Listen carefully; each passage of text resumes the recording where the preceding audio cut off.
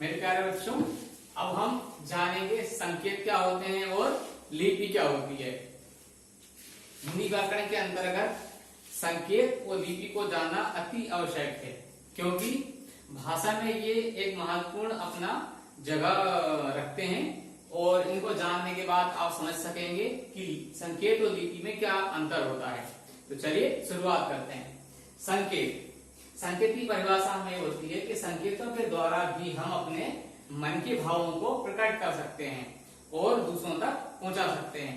इसके उदाहरण हैं, जैसे आपने इमोजी देखा होगा आपके मोबाइल में, व्हाट्सएप जब आप चलाते हैं तो उसमें आपने देखा होगा कि खुशी को, दुखी को या अन्य जितने भी हमारे भाव होते हैं तो हम उनको लिखकर प्रेषित करते हैं, लेकिन हम लिखकर ना प्रेषित करके इमोजी का इस्तेमाल कर लेते हैं। जैसे खुशी के लिए मुस्कुराता हुआ चेहरा, दुखी के लिए लटका हुआ चेहरे का इस्तेमाल कर लेते हैं और इन के द्वारा आप अपने भावों को प्रकट कर देते हैं।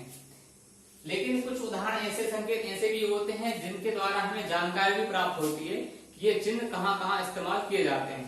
जैसे प्लस का साइन आपने देखा होगा, एम्बुलेंस में या अस्पताल में प्लस का साइन होता है, तो वो हमें बताता है ये जो चिन्ह है ये चिकित्सा से संबंधित है। इसी तरह बहुत सारे चिन्ह होते हैं जो एक संबंधित विभाग से संबंधित भी हो सकते हैं या किसी जानकारी को बताने के लिए उस चिन्ह का इस्तेमाल भी कर लेते हैं। जैसे आप जब सड़क पर चलते हैं तो आपने देखा होगा कि दाएं मुड़ या बाएं मुड़ का चिन्ह भी आपको दिखाई देता है, या जहां पर इलेक्ट्रिसिटी का जो भी जगह होती है वहां पर क्रॉस का साइन रहता है, वहां पे लिखा रहता है खतरा, तो हमें ये पता लग जाता है कि यहाँ पर हमें खतरा है, हमें यहाँ पर नहीं जाना है। ठीक, अब इन संकेतों के माध्यम से हम क्या करते हैं, अपनी भावों को दूसरों तक प्रकट कर देते हैं। अब इसके बहुत सारे उदाहरण हो सकते हैं, तो इनको आप देखना, बहुत सारे इमोजी हो सकते हैं, बहुत सारे इसके उदाहरण भी हो सकते हैं।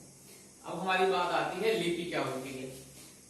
लिपि की परिभाषा इस प्रकार है, विचारों अथवा भावों को लिखकर प्रकट करने के लिए निश्चित किए गए चिन्ह लिपि कहलाते हैं।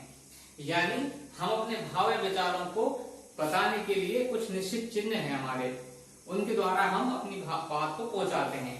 जैसे हिंदी भाषा जो होती है हमारी, वो लिखी जाती है देवनागरी लिपि में। किस भाषा में लिखी जाती है?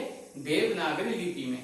जैसे मैंने यहाँ लिखा है मेरा भारत महान, यानी इसमें माँ है शब्द, इसमें एक ही मात्रा है, फिर रा है ना, तो इसमें बहुत सारे क्या है वर्णों का इस्तेमाल हुआ है और उन वर्णों को जोड़ने के बाद मैंने यहाँ पे एक शब्द बनाया है मेरा भारत महान।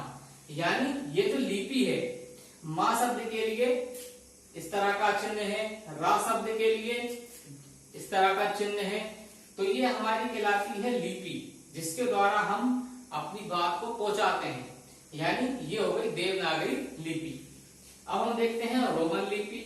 जो अंग्रेजी भाषा सीखते हैं ABCDEFG, ये भी हमारे क्या है अल्फाबेट है। तो अब इनके द्वारा हम, जैसे मुझे लिखना है इंडिया, तो INDIA लिखा मैंने और हमारा एक वर्ड बना जिसका नाम है इंडिया। इंडिया यानी भारत। तो ये लिपि हो गई हमारी रोमन लिपि।